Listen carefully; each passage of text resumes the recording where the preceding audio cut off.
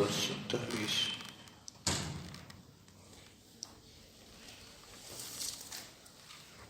آیت نمبر 187 سورة البقرہ۔ اعوذ باللہ من الشیطان الرجیم، بسم اللہ الرحمن الرحیم۔ أحل لكم ليلة الصيام الرفث إلى نسائكم هن لباس لكم وأنتم لباس لهن۔ اللہ تبارک و تعالی فرماتے ہیں أحل لكم ليلة الصيام الرفث إلى نسائكم، تمہارے لیے رمضان کی راتوں میں بیویوں کے ساتھ مشغول رہنا حلال کیا گیا ہے۔ ہن لباس لکم وانتم لباس لہن، بیویاں تمہارے لیے زینت ہیں اور آپ لوگ ان کے لیے زینت ہیں۔ علم اللہ انکم کنتم تختانون انفسکم، اللہ جانتے ہیں کہ آپ لوگوں سے خیانت ہو گئی اپنی ذات کے اعتبار سے۔ فتاب علیکم، اللہ نے تمہاری توبہ قبول فرمائی۔ وعفا عنکم، پھر تمہیں معاف کیا۔ فالآن باشروہن، ابھی رمضان المبارک میں ازواجی تعلق درست ہے۔ وابتغوا ما كتب اللہ لکم، تلاش کرو اولاد جو اللہ نے تمہاری لیے لکھ دی ہو۔ وَكُلُوا وَاشْرَبُوا، کھاؤ اور پیو۔ حَتَّى يَتَبَيَّنَ لَكُمُ الْخَيْطُ الْأَبْيَضُ مِنَ الْخَيْطِ الْأَسْوَدِ مِنَ الْفَجْرِ، یہاں تک کہ آپ لوگوں کے لیے سفید دھاگا واضح ہو جائے کالے دھاگے سے، یعنی صبح ہو جائے۔ ثُمَّ أَتِمُّوا الصِّيَامَ إِلَى اللَّيْلِ، پھر آپ لوگ رات تک روزہ مکمل کرو، یعنی شام تک۔ وَلَا تُبَاشِرُوهُنَّ وَأَنْتُمْ عَاكِفُونَ فِي الْمَسَاجِدِ، مباشرت کی اجازت بیویوں کے ساتھ اس وقت نہیں ہے جب آپ لوگ مساجد میں اعتکاف کر رہے ہوں۔ تِلْكَ حُدُودُ اللَّهِ فَلَا تَقْرَبُوهَا، یہ اللہ کے حدود ہیں، ان کو توڑنے کی نیت سے ان کے قریب نہ جانا۔ كَذَلِكَ يُبَيِّنُ اللَّهُ آيَاتِهِ لِلنَّاسِ لَعَلَّهُمْ يَتَّقُونَ، اسی طرح اللہ تبارک و تعالی اپنی نشانیاں لوگوں کے لیے بیان فرماتے ہیں تاکہ لوگ متقی بن جائیں۔ وَلَا تَأْكُلُوا أَمْوَالَكُمْ بَيْنَكُمْ بِالْبَاطِلِ، باطل طریقے سے آپس میں ایک دوسرے کے مال مت کھاؤ۔ وَتُدْلُوا بِهَا إِلَى الْحُكَّامِ، اور نہ مال کے مسائل حکام کے پاس لے جایا کرو۔ لِتَأْكُلُوا فَرِيقًا مِّنْ أَمْوَالِ النَّاسِ بِالْإِثْمِ وَأَنْتُمْ تَعْلَمُونَ، اس نیت سے کہ تم جانتے ہوئے دوسرے لوگوں کے اموال کو گناہ کے راستے سے کھا لیں۔ اللہ تبارک و تعالی ان آیات مبارکہ میں رمضان المبارک کے حدود بیان فرما رہے ہیں اور مال کے حدود۔ ابتدائی اسلام میں جیسے شام ہوتے ہی افطار کر کے جب تک آدمی جاگا رہتا تھا کھانے پینے کی اجازت تھی، تو ہم بستری کی بھی اجازت تھی۔ جیسے کوئی سو گیا، سو کے اٹھنے کے بعد جیسے کھانے پینے کی اجازت نہیں تھی اگلے شام تک، اسی طرح ہم بستری کی بھی اجازت نہیں تھی۔ روایت میں کہ ایک صحابی تشریف لائے تو عشاء کے بعد دیر سے آ کے ہم بستری کا ارادہ کیا تو بیوی کہنے لگی کہ میں تو سو گئی تھی۔ اس نے کہا نہیں، آپ ویسے کہہ رہی، آپ سوئی ہوئی نہیں ہوگی۔ تو ہم بستری کر کے اس کے متعلق یہ آیت آئی اور تذکرہ فرمایا کہ آپ لوگوں سے اپنی جان کے حوالے سے اس متعلق خیانت ہو گئی، لیکن اللہ نے فتاب علیکم، تمہاری توبہ قبول فرمائی اور تمہیں معاف کر دیا اور حکم تبدیل ہو گیا۔ فالآن باشروہن، اب آپ لوگوں کو رمضان کی راتوں میں ہم بستری کی اجازت ہے، لیکن ہم بستری کس نیت سے؟ وابتغوا ما كتب اللہ لکم، اللہ نے جو اولاد تمہارے لیے لکھ دی ہے اس کی نیت سے۔ اس آیت سے یہ بھی معلوم ہوا کہ ہم بستری شہوت کو مد نظر رکھ کے نہ ہو، بلکہ نیت یہ ہو کہ نیک صالح اولاد اللہ عنایت فرمائے۔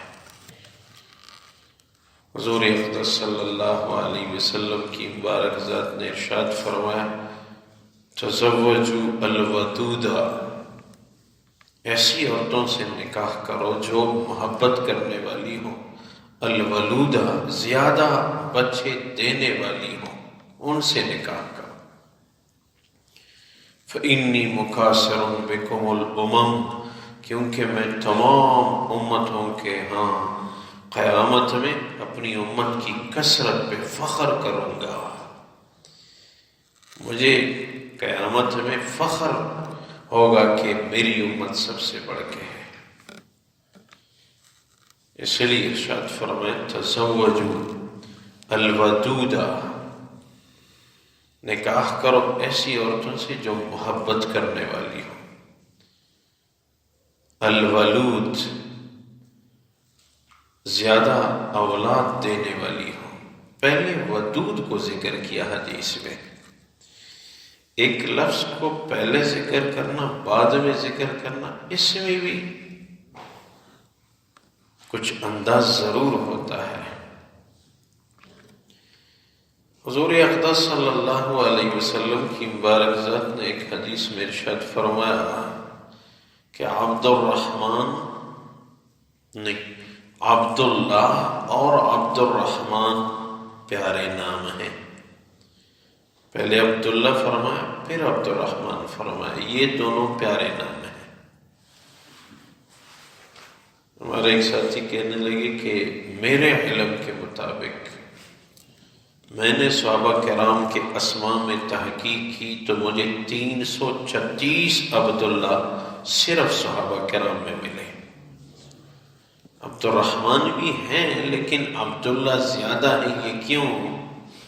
حضور نے تو دونوں کا فرمایا تھا، دونوں پیارے نام ہیں، لیکن حضور نے پہلے فرمایا عبداللہ پھر فرمایا عبد الرحمن، یہ دونوں پیارے نام ہیں۔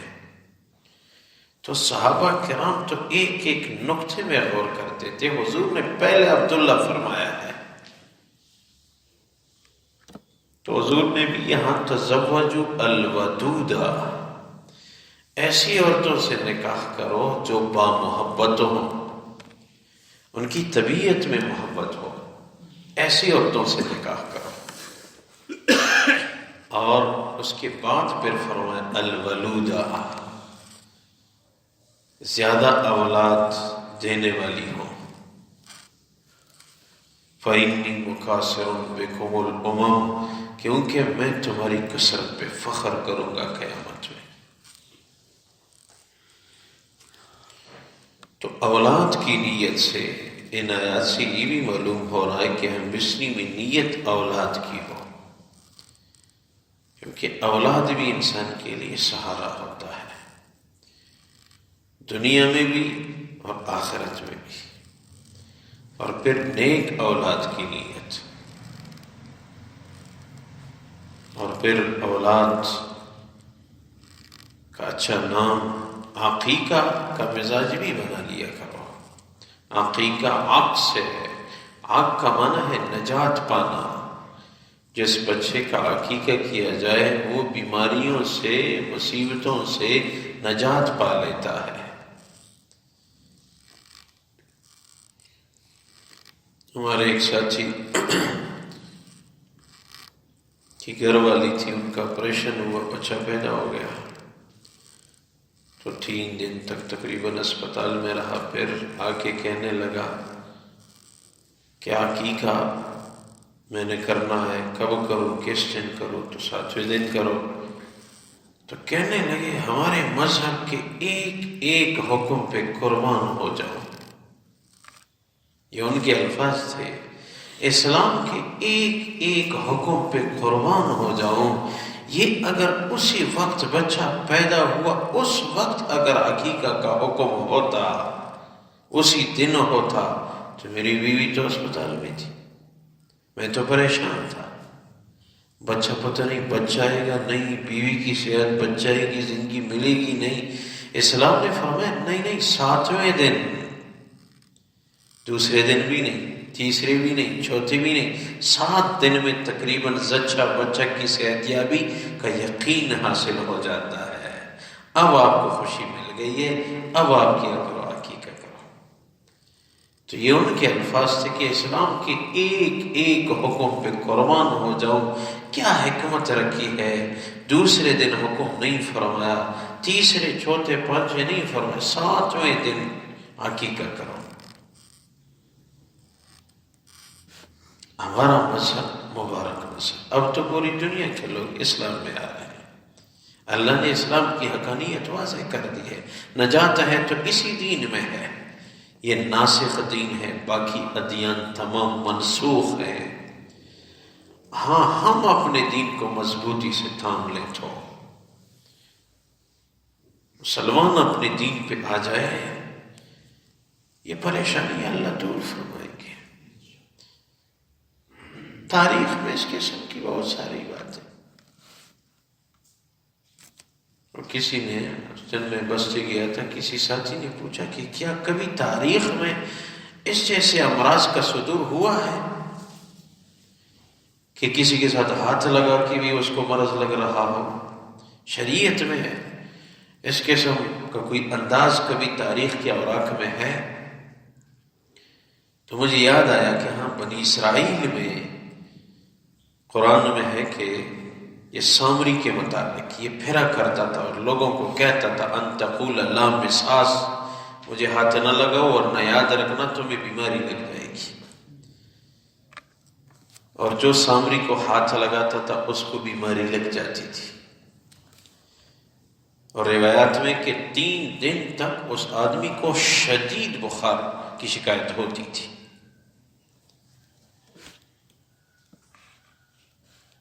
کیونکہ انہوں نے سامری، اور دوسری روایت میں کہ اس کی مکمل جماعت کو یہ مرض لگ گیا تھا. سامری اور اس کی جماعت نے جو وہ بچڑے کی عبادت کی تھی، تو اس جرم میں ان کو یہ مرض ہو گیا تھا اور متعدی مرض تھا.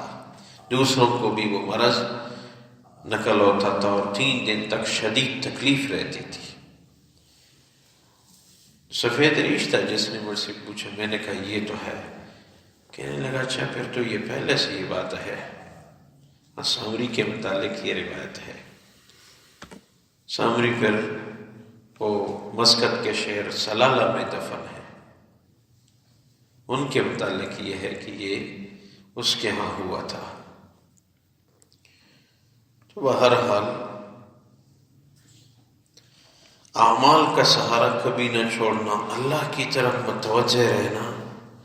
جب اللہ کی طرف مسلمان کی توجہ ہوگی تو اللہ کی توجہ بھی مسلمان کی طرف ہوگی. اللہ کی حدیث قدسی میں کیا ہے؟ اگر آپ لوگ ایک بالش میرے قریب آئے تو میں ایک باغ قریب آتا ہوں. اگر آپ لوگ قدم اٹھا کے آئے تو میں دوڑ کے آتا ہوں. کیا شان ہے اللہ کی توجہ، اللہ کی طرف اپنی خطاؤں پہ نگاہ ہو اور اعمال صالحہ کی طرف توجہ ہو. اور اگر کوئی مسلمان اس مرض سے انتقال بھی کر گئے، یاد رکھنا ہو سکتا ہے، کیونکہ دنیا ہے. یہ تو ایک ساتھی نے اس دن کہا یہ تو دینی لوگوں کو تو یہ مرض نہیں لگنا چاہیے تھا. دینی لوگوں کو تو عام لوگوں کے مقابلے میں الحمدللہ کم لگ رہا ہے. لیکن اگر لگ بھی گیا تو اس سے کوئی اس کے دین کا باطل ہونا تو ثابت نہیں ہو رہا. ہمارے نبی پہ جادو نہیں ہوا تھا تو پھر کیا اس کی رسالت منسوخ ہو گئی؟ کیا وہ پھر نبی نہیں رہا؟ نہیں، یہ تو امتحانات ہیں. دنیا میں تو امتحانات آئیں گے، لیکن اعمال کا دامن نہ چھوڑنا. اللہ کو چھوڑ کے ہم جائیں گے کہاں؟ مسجد کو چھوڑ کے ہم جائیں گے کہاں؟ صلاۃ حاجت قرآن کو چھوڑ کے ہم جائیں گے کہاں؟ ہاں، احتیاطی تدابیر اپنی جگہ ہے، لیکن جہاں پہ آپ کو احتیاط کرنے میں کوئی فائدہ نظر آئے. بہرحال ان حالات میں اب پوری دنیا پریشان ہے. ایک ساتھی مجھے کہہ رہا تھا کہ 216 ممالک میں سے 199 تک یہ شکایت پہنچ گئی ہے. بس یہ دعا ہو یا اللہ مسلمان کی حفاظت فرما. ان دعاؤں پہ بھی بہت بڑا اجر ہے، بہت بڑا اجر ہے. امت مسلمہ کے لیے دعا دینا یاد رکھنا، یہ حضور کی مبارک ذات کی روح کو تازگی بخشنی ہے. حضور کی امت کو دعا دینا. کوئی آپ کے بچوں کو کہہ دے کہ اللہ ان کے بچوں کو محفوظ فرما. کسی پولیس افسر کو کہہ دے ان کے بچوں کو کچھ نہ کہنا، اگرچہ مجرم ہے، بچا دیا، درخواست کی، تو آپ کتنے خوش ہوئے. یہ حضور کی امت ہے، یاد رکھنا. یعنی کہ یہ دعا دینا، آج کی دعا یاد رکھنا. میں سمجھتا ہوں باقی ایام، باقی مہینوں کی دعاؤں سے اس کا نظام الگ ہے. آج کل کی دعا کا نظام الگ ہے. دعاؤں میں مشغول رہو. تہجد لازمی. ایک گھروں میں ایک ماحول بناؤ. جب تک یہ مرض ہوگا ویسے بھی تہجد برکت والی جی، ہم تہجد پڑھتے رہیں گے. ماحول بناؤ، اللہ سے مانگو، تب انشاءاللہ اللہ کرم فرمائیں گے. اور کہیں سے نہیں ہوتا. اللہ تبارک و تعالی فرماتے ہیں احل لکم لیلۃ الصیام الرفث الی نسائکم. تمہارے لیے رمضان کی راتوں میں عورتوں کے ساتھ مشغول رہنا حلال کیا گیا ہے. ہن لباس لکم وانتم لباس لہن. آپ لوگ ان کے لیے زینت ہیں، وہ آپ لوگوں کے لیے زینت ہیں. علم اللہ انکم کنتم تختانون انفسکم فتاب علیکم وعفا عنکم. اللہ جانتے ہیں کہ آپ لوگوں میں سے کچھ نے خیانت کی اپنی جان کے اعتبار سے، پھر توبہ کر کے اللہ نے ان کی توبہ کو قبول فرمایا اور ان کو معاف کیا. فالآن باشروہن وابتغوا ما کتب اللہ لکم. ابھی مباشرت کرو اور اللہ نے جو اولاد آپ کے لیے لکھی ہو اس کو ڈھونڈو. وَكُلُوا وَاشْرَبُوا حَتَّى يَتَبَيَّنَ لَكُمُ الْخَيْطُ الْأَبْيَضُ مِنَ الْخَيْطِ الْأَسْوَدِ مِنَ الْفَجْرِ. کھاؤ پیو رات میں یہاں تک کہ سفید دھاگا وہ واضح ہو جائے کالے دھاگے سے، یعنی صبح ہو جائے. ثُمَّ أَتِمُّوا الصِّيَامَ إِلَى اللَّيْلِ. پھر روزے کو مکمل کر لو شام تک، یعنی رات تک. وَلَا تُبَاشِرُوهُنَّ وَأَنْتُمْ عَاكِفُونَ فِي الْمَسَاجِدِ. ہاں، رمضان کی راتوں میں معتکف کے لیے مسجد میں رہتے ہوئے مباشرت کی اجازت نہیں ہے. تِلْكَ حُدُودُ اللَّهِ. یہ اللہ کے احکامات ہیں. فَلَا تَقْرَبُوهَا. ان کو توڑنے کے واسطے ان کے قریب نہ ہونا. كَذَلِكَ يُبَيِّنُ اللَّهُ آيَاتِهِ لِلنَّاسِ لَعَلَّهُمْ يَتَّقُونَ. اسی طرح اللہ اپنی توحید کی نشانیاں لوگوں کے لیے بیان فرما رہے ہیں تاکہ لوگ نیک بن جائیں. وَلَا تَأْكُلُوا أَمْوَالَكُمْ بَيْنَكُمْ بِالْبَاطِلِ وَتُدْلُوا بِهَا إِلَى الْحُكَامِ. آپس میں باطل طریقے سے ایک دوسرے کے اموال مت کھاؤ اور نہ مسائل حکام کے پاس لے جاؤ. لِتَأْكُلُوا فَرِيقًا مِّنْ أَمْوَالِ النَّاسِ بِالْإِثْمِ وَأَنْتُمْ تَعْلَمُونَ. تاکہ آپ لوگ جانتے ہوئے گناہ کے راستے دوسرے لوگوں کے اموال حاصل کر لیں. اے اللہ اپنی بارگاہ میں قبول فرما، خلوص الہیت نصیب فرما، ہماری خطاؤں کو معاف فرما. اے اللہ جو وبائی امراض پھیل چکے ہیں کافروں کے لیے ہدایت کا ذریعہ بنا. اے اللہ مسلمانوں کے گھر گھر گلی گلی فرد فرد کی حفاظت فرما. اے اللہ ہم سب کی حفاظت فرما. ہمارے محلے، ہمارے شہر، ہمارے ملک، ہمارے تمام مسلمان بھائیوں کو محفوظ فرما، اے اللہ اعمال صالحہ والی زندگی نصیب فرما، کرم فرما، فضل فرما۔ کوئی ہمارے طالب علم ہے، ان کے گھر سے کال آئی تھی، وہ کہیں کہتے ہیں ایسے ہی نکل گیا، کوئی پتہ نہیں ہے، 5 دن ہے، ان کے لیے دعا فرمائیں، جہاں بھی ہو اللہ والدین کے لیے واپس لوٹائے، اور کوئی پریشانیاں جن کو لائق ہیں اللہ پریشانیاں دور فرما، اے اللہ آخری خاتمہ بالخیر ہم سب کو نصیب فرما۔